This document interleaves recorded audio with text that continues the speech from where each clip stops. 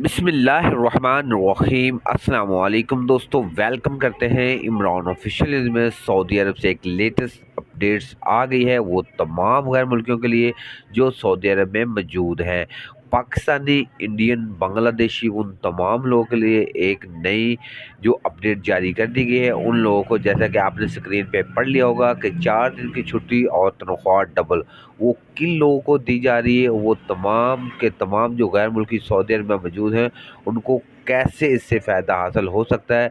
तो मुकम्मल detail information आपको इसी वीडियो में शेयर करने से पहले अपने प्यारे से दोस्तों से एक छोटी सी दरख्वास्त करते हैं कि बेल आइकन को और चैनल को सब्सक्राइब कर लें, ताकि इस तरह के लेटेस्ट अपडेट सबसे पहले आप तक पहुंच जाए।